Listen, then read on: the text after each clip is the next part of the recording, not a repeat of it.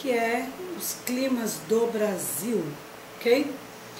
Bem, quando nós tratamos de clima, é válido lembrar que existem alguns elementos e fatores que vão contribuir para caracterizá-los com informações bem particulares. E quando se trata do Brasil, nós vamos entender que este território ele está concentrado aí entre os trópicos ou na zona intertropical. Portanto, todos os climas do Brasil vão ser bastante quente e úmido, como por exemplo nós vamos ver climas aí com temperaturas médias e superiores a 18 graus Celsius, a amplitude térmica inferior a 6 graus Celsius. Nós vamos perceber a diferença de estações caracterizada pelo regime pluviométrico, a circulação atmosférica controlada pela zona de convergência. E a zona de convergência que nós estamos nos referindo aqui é a ZECIT. Nela nós vamos perceber as baixas pressões equatoriais, a presença dos ventos alísios e as altas pressões subtropicais. Podemos dizer que clima é a sucessão habitual dos estados do tempo, né?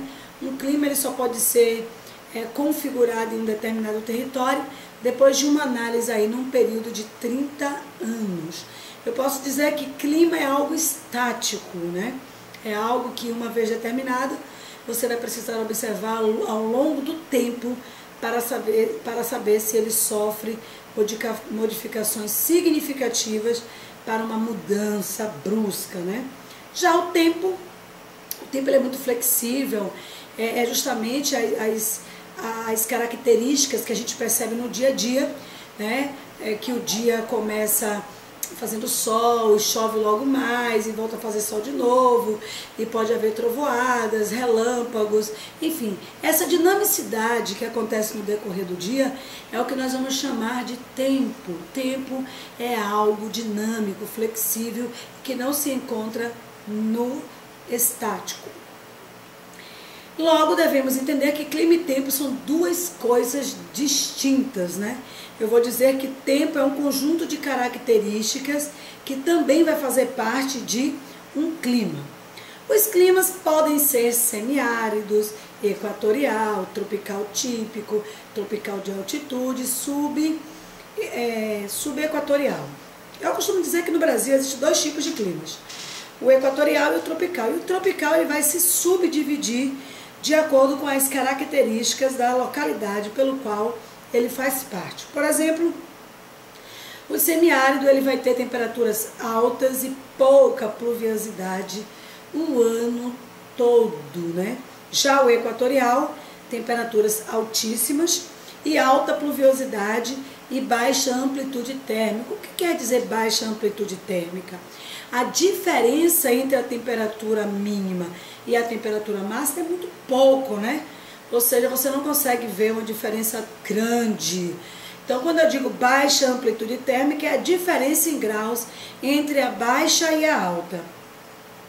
O tropical típico possui duas estações bem definidas, né? E grande amplitude térmica. Então, aqui a gente já percebe que existe uma diferença muito grande entre a mínima e a máxima. E quando eu falo duas estações bem definidas, é que vai ficar muito claro ali a presença de uma estação muito seca e outra bem chuvosa. O tropical de altitude também vai ter duas estações bem definidas e vai possuir também uma grande amplitude térmica. Já o subtropical vai ter chuvas bem distribuídas durante o ano, né? Em todas as estações vocês vão perceber aí uma presença da chuva e também vai apresentar aí uma grande amplitude térmica. Na verdade, o clima subtropical ele é muito mais presente aí na região sul do Brasil, porque ali existem territórios que fazem parte ali da zona temperada do sul. As massas de ar têm por características elementos como a temperatura, a pressão e a umidade. E isso vai interferir nas localidades por onde elas perpassam. As massas de ar, existem aí aproximadamente 8 massas de ar que interferem no território brasileiro ou na América do Sul. Nós temos a tropical atlântica, a tropical pacífica, a equatorial atlântica, a equatorial pacífica, a polar atlântica, a polar pacífica, a equatorial continental e a tropical continental, ok? Só um breve apanhadozinho aqui no que diz respeito ao Brasil. Nós vamos encontrar aí a equatorial atlântica e a continental. Nós vamos encontrar aí a tropical atlântica e a continental interferindo, né, na dinâmica deste território, e a polar atlântica também fazendo aí um conjunto de interferências. As massas de ar no Brasil, ela vai atuar conforme as estações de inverno e verão.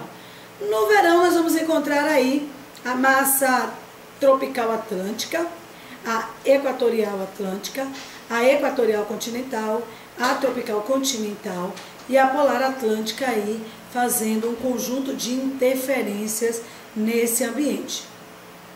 Quem vai mais, né, atuar no período do verão é a equatorial continental e a equatorial atlântica. Quando chega no período do inverno, a equatorial continental recua e a equatorial atlântica também recua, e a polar ela vai entrar em ação aí, causando as geadas em São Paulo, a queda de neve no Rio Grande do Sul e a friagem na região norte do Brasil.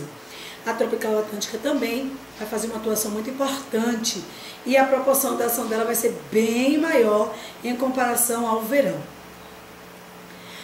Né? Característica muito comum e rápida e prática para você entender a diferença entre elas são: a massa equatorial continental, ela é quente e úmida, a equatorial atlântica, quente e úmida, a tropical atlântica, quente e úmida.